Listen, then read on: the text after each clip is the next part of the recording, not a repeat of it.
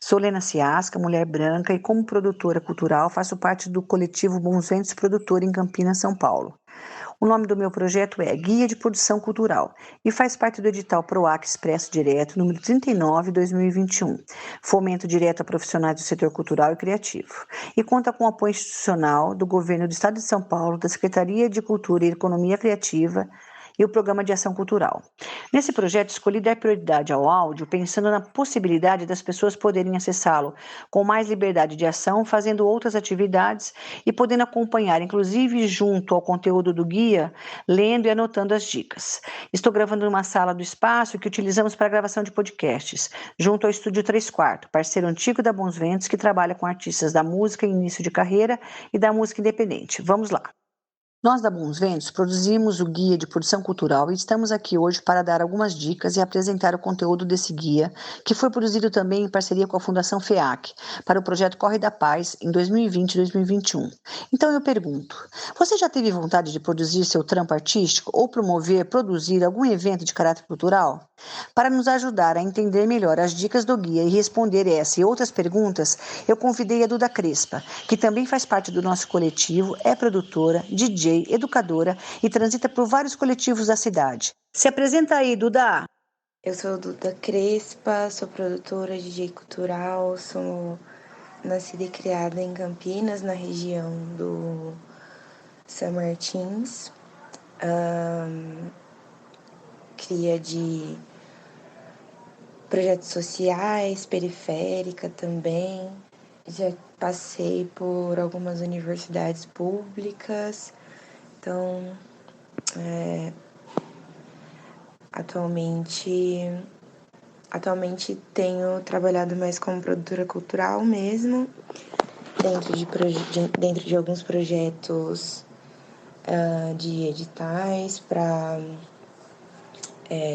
PROACs, mas a maioria de eventos pontuais, né, para a comunidade LGBTQI+, e negra. Bom, minha relação com a Bons Ventos Produtora começou, acredito que dentro do projeto do Corre da Paz, né, que foi um projeto que teve o apoio da Fundação FEAC, dentro de uma linha de enfrentamento à violência. E aí foi uma junção, assim, de estar trabalhando com essas pessoas e aprendendo muito, trocando bastante também. E sobre parcerias, Duda? Você participa de outros coletivos? Você tem uma rede de apoio, de ajudas, trocas? Atualmente, a rede de apoio acontece, sim, as parcerias. Atualmente, eu tô conseguindo trabalhar com uma gama bem ampla de pessoas, desde formações e formativas.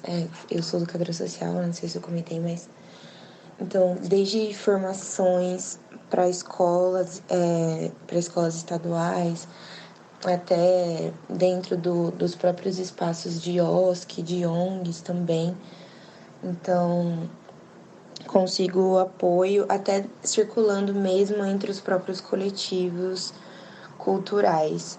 Atualmente, eu não acredito que eu faço parte de algum coletivo em específico, mas eu transito por muitos coletivos, né? Como um pessoal da margem cultural, da mandinga de favela, pessoas que se organizam enquanto grupos da comunidade LGBTQI também, né?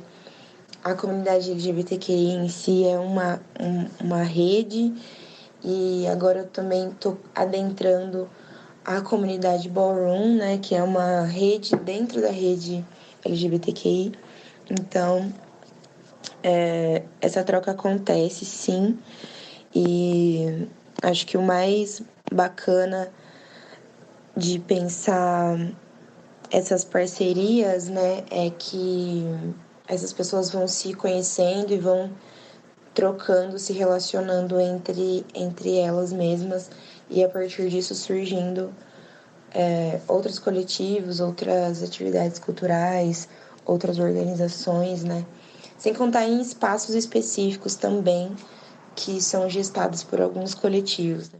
Pensando agora num roteiro de ações para a realização de algum projeto seu ou de outros, como você se organiza? Você faz um roteiro? Bom, como eu falei, atualmente eu tenho trabalhado mais com eventos no formato de festa, assim, né, balada, em casa noturna e tal. Então, acho que os primeiros passos seriam pensar um calendário, né, uma data para esse movimento, para esse evento acontecer. Depois verificar com o espaço se existe possibilidade, né, de acontecer.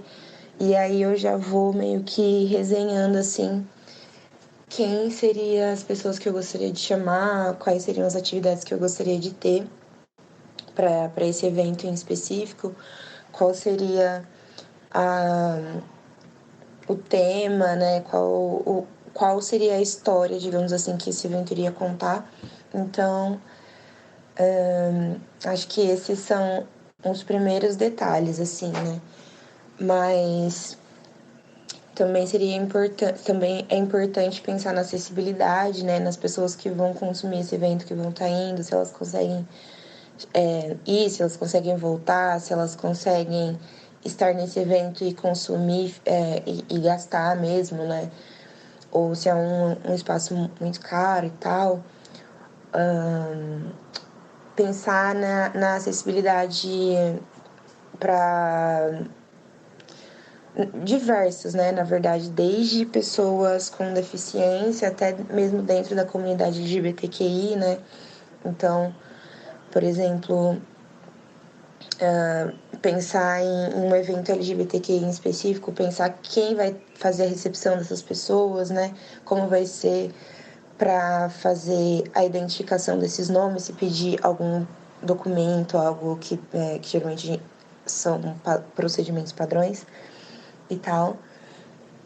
Então, acessibilidade nesse sentido para que todas as pessoas se sintam confortáveis, né? Pensando também, por exemplo, se for um evento que tem como tema a comunidade negra, né? Então, como as pessoas pretas irão se sentir nesse espaço, se elas irão se sentir acolhidas, respeitadas pelas pessoas que vão estar atendendo ali e etc. Então, acho que são várias pequenas coisinhas assim. Até pensando numa questão de como você vai viabilizar financeiramente esse evento para acontecer, né? Se vai ter algum investimento, se você vai tirar do seu bolso, se vai ter. Cada um vai dar um pouquinho, e aí. Ou cada um vai dar uma coisa e vai juntando e tal. Então, acho que eu tô num momento que isso já ficou muito mais orgânico e meio natural, assim. Mas. E acredito que depois de um tempo fica natural também. Podemos pensar em 3 etapas desse roteiro: pré, produção e pós. Você usa essa forma de se organizar? Eu costumo fazer essa organização escrita mesmo. Eu gosto de planilhas, eu gosto de anotar coisas e ir dando check mesmo, porque de certa forma isso se organiza, acaba se organizando mentalmente no final. Eu me organizo sim por pré-produção e pós, né? Porque seria basicamente o pré seria aquela pré-organização, divulgação, fechar com os espaços, né? A produção mesmo seria o dia, né? Onde o babado realmente acontece e tal, a atividade em curso. E o pós seria. Aí varia muito, né? Varia muito, mas no geral seria, eu acredito que seriam alguns registros de que aconteceu, como aconteceu, né? E para pensar no orçamento do projeto e cronograma das atividades, você usa uma planilha? Eu gosto de usar planilhas para pensar nesses orçamentos e já fazer algumas projeções, né?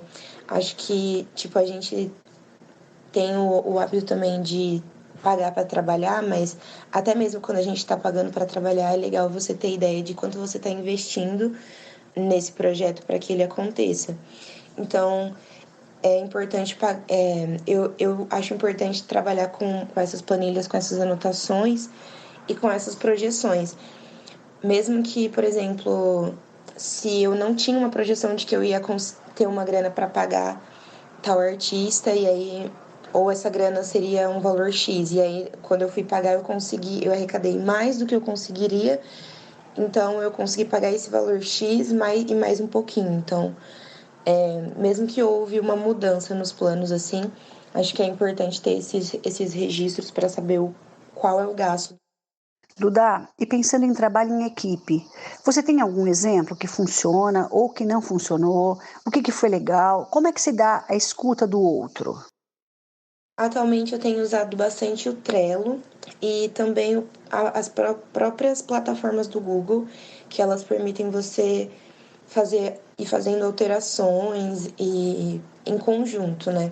E acho que isso tem funcionado. Acho que um ponto bem importante para pensar o trabalho em grupo é a honestidade e aquela avaliação de se você vai conseguir realmente dar conta do trabalho, porque geralmente quando tem o grupo, né, as ações vão dependendo um do outro em cadeia. Então, se uma pessoa não consegue cumprir com aquela função naquele momento, pode acabar atrasando os outros processos. Então, é legal ter uma comunicação bem ativa e uma escuta bem ativa também, e essa sinceridade de compartilhar com seus parceiros daquele projeto, de que, olha, não estou conseguindo cumprir essa meta até essa data, preciso de uma data maior, ou alguém pode me ajudar, algo nesse sentido, para todo mundo se organizar melhor e conseguir fazer o processo funcionar, né? E não parar, né? E atrasar o mínimo possível. Mas é lógico que também tem que ter esse discernimento de o que você vai fazer e o que você não pode fazer para realmente não acabar sobrecarregando outras pessoas, né? Para que tenha um equilíbrio ali das ações. E sobre a parte técnica, pensando no mínimo de equipamentos, mix, caixas de som, se o projeto é presencial ou online, tem alguma dica do que ficar atenta? Bom, parte técnica. É bom sempre estar conhecendo os equipamentos que você tem, mesmo que não sejam os melhores, né? Tipo, mas conhecer as funções. Então, acho que se é um evento, por exemplo, presencial, se ligar se você vai precisar de uma caixa de som, se essa caixa de som precisa ter necessariamente alguns cabos, precisa ter uma mesa de som, precisa ter o microfone, ou se é um evento que as pessoas realmente só vão falar e só precisam de microfone. Sim, ficar atenta no rider técnico, né, que a gente chama, que é realmente essas especificidades que a gente precisa. Por exemplo, uma luz, uma internet para conseguir fazer alguns stories e marcar o pessoal. Tipo, algumas coisinhas que na prática a gente vai pegando, sim, mas que são importantes estar atento. Principalmente pensando em um movimento de pessoas periféricas, né, de onde eu venho, que é a gente produz com o que tem, né, com o que tem na mão, com o que é possível. Então, dá para variar bastante nos equipamentos aí. E acho que é isso, fazer essa parte do reconhecimento e tal. Pensando numa questão online, acho que a internet é essencial, né? É essencial ter um ponto bacana que você, pelo menos, acredite que a rede fica melhor e tal, para não ter essas baixas de cair. Acho que um fone que você consiga falar e ouvir, né, para tentar diminuir o vazamento de som no redor, né? A gente que é de quebrada também sabe que você tá sempre fazendo uma live e aí vem um carro do ovo, passa um randandan, então a gente precisa estar atento também a esses detalhes. É lógico que tem coisas que são características, né, do espaço que a pessoa mora, de onde está e tal. Duda, você já teve algum perrengue com a equipe de serviços? Limpeza, transporte, segurança, alimentação e com os espaços, autorização, alvarás, vizinhança? Eu já tive todos esses problemas. Com limpeza, sempre assim, o espaço promete um lugar que tá limpo, tá bonito e tal, e aí a gente chega lá e a gente vê que tem que acontecer uma faxina antes do evento acontecer, principalmente na parte do banheiro, né? Que é uma parte que precisa ter uma atenção, assim. Bom, no transporte também, com equipamento que não chega ou que ficou na outra cidade ou que veio errado. Então, tem que estar muito atento a isso. Acho que os maiores problemas com segurança foram no sentido de formação, de geralmente os seguranças não ter uma formação necessária necessária e suficiente para lidar com pessoas dissidentes do que eles estavam acostumados, né? Pessoas periféricas, pessoas pretas, pessoas da comunidade LGBTQI em situação de vulnerabilidade no geral. Então, acho que é um ponto importante que a gente precisa estar atento também. Bom, e a alimentação é basicamente ficar com fome, né? Tem eventos e eventos. Tipo, tem eventos que as pessoas realmente se preocupam com manter os trabalhadores ali alimentados, né? Mas tem lugares que a galera realmente não se preocupa com isso. E é um ponto básico aí, né? Digamos que a produção precisa estar atenta. Bom, com espaços assim, acho que os maiores problemas foram com a vizinhança e com a polícia, né? Nesse sentido de que, como eu trabalho com culturas periféricas, às vezes estar em alguns espaços, para algumas pessoas, essa cultura é uma ameaça. Então, essas pessoas e os consumidores, né, dessa cultura são uma ameaça. Então, estar nesses espaços faz com que eles se sintam inseguros e queiram chamar a polícia para acabar com o evento e tal. Tem que ter muito jogo de cintura para conseguir lidar com a situação, mas no geral, infelizmente, né, a gente tem que lidar com isso, assim. Acho que Acho que é isso. Gente demais em espaço de menos sempre acontece, né? Mas, num geral, assim, não é uma reclamação se as pessoas conseguem ainda assim se divertir, mas é lógico que é algo a se pensar, né? Nessa ventilação dos espaços, né? Principalmente saindo do momento de coronavírus.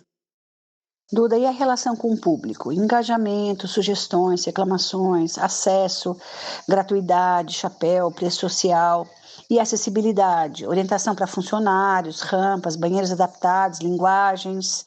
Olha, eu sou canceriana, né? Então eu sinto bastante o feedback do público, assim.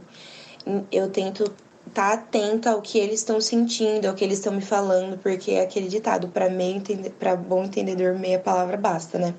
Então, se aconteceu alguma coisa que eles não curtiram, tanto no espaço quanto na apresentação, geralmente tem esse feedback, mas também quando curtiram demais, foi incrível, foi uma experiência diferente mas ainda assim positiva, eles trazem esse feedback também.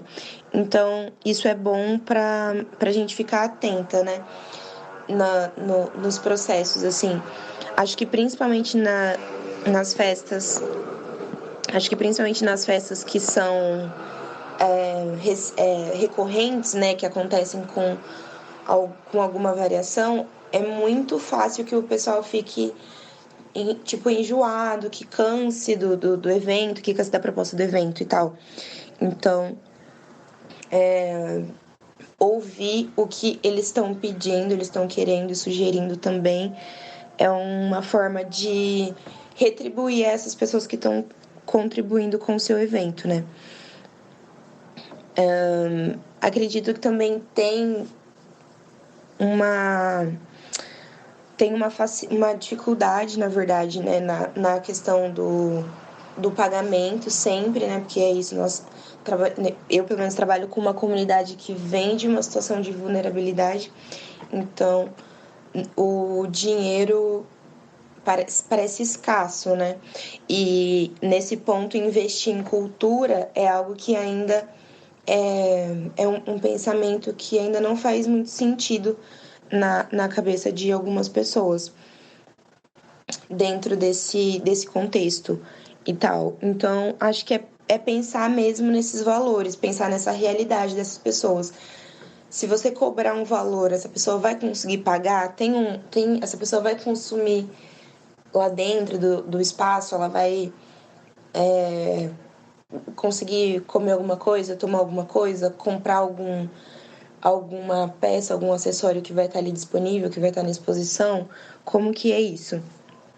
Ou se é um evento em um espaço onde não é possível fazer a cobrança de uma entrada mesmo, né? Então, como fazer essa captação, né, de recursos? Então, cada pessoa vai dar uma coisa, a gente vai fazer uma rifa, ou a gente vai leiloar alguma coisa, ou a gente vai ter um bar, vai vender uma torta, um drink, qualquer coisa assim para conseguir levantar uma grana para fazer a viabilização, né, dos espaços e do evento, né? Então, até o preço social mesmo, né? Se vai ser trans free, NB free, então pessoas trans e não binárias não vão pagar, ou NB friendly, né? Então vai ter um valor mais acessível, mais abaixo, né, do que a comunidade, aliás, do que o resto do público vai pagar, né? Agora também estão surgindo festas em que pessoas pretas pagam menos e pessoas pretas e indígenas pagam menos, e aí pessoas brancas pagam mais. Sobre acessibilidade, que é bem importante falar também. Tipo, é importante pensar no público que vai e estar mesmo cobrando o próprio espaço para ter essa acessibilidade, né? Então, para que as pessoas consigam estar lá dentro e usar os banheiros que lhe cabe, seja na questão do gênero ou nas questões de deficiência mesmo, mas que as pessoas consigam fazer o uso daquele espaço sem que seja um transtorno, né? Sem que passe por situações de violência. E a comunicação, divulgação, como é que acontece nos projetos que você participa? Bom, a divulgação atualmente eu tenho trabalhado muito mais com a internet, que é onde o meu público está concentrado. E, então, redes sociais, né? Basicamente redes sociais e internet. Eu gosto de trabalhar com um período de divulgação anterior, porque eu acredito que eu tenho um período para ir convencendo as pessoas de que esse evento é um evento que ela gostaria de colar e tal. Então, geralmente eu gosto de trabalhar com uns 30 dias antes da data do evento mesmo.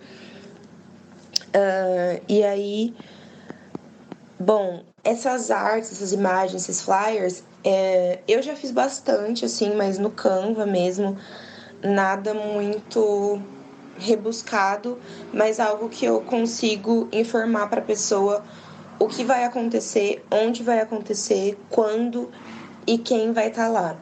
E quanto, né? Tipo, se tem que pagar alguma coisa, se não tem, se tem que contribuir com alguma coisa e etc. Então, acho que são informações importantes para estar em destaque. E atualmente eu gosto de pagar uma pessoa para fazer isso. Eu acho que faz parte também da produção essa distribuição de salários e rendas, né? Eu entendo que é uma função, né? É uma arte, é uma profissão, a pessoa que está fazendo essa divulgação, assim. Então, acho bacana tá pagando para alguém fazer isso. E assim a gente vai gerando renda também, né? De pessoas que também são periféricas e tal. Ô Duda, e pensando na complementação do orçamento para os projetos, você já se utilizou de alguma forma? Como objetos de venda, boné, camiseta, chinelo e também alimentação, bebida? Então, pensando nesse complemento, já fiz bastante coisa. Já vendi bottom, já vendi adesivo também, stickerzinhos, agenda, caneta, sabonete. Acho que comida também. Nossa, acho que comida com certeza, comidas, drinks, no geral, assim. Acho que essa é uma forma importante de conseguir contribuir, de conseguir complementar as rendas e é algo que geralmente você consegue fazer com uma facilidade maior, então não vai te dar tanto trabalho para fazer, mas e vai te gerar algum lucro. Então acho que é importante.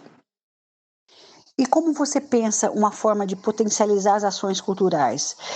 Que ações que você poderia estar fazendo para pensar em continuidade? Leis de incentivo, editais, formalização da MEI, fortalecimento de sua rede de apoio, registro e divulgação nas redes.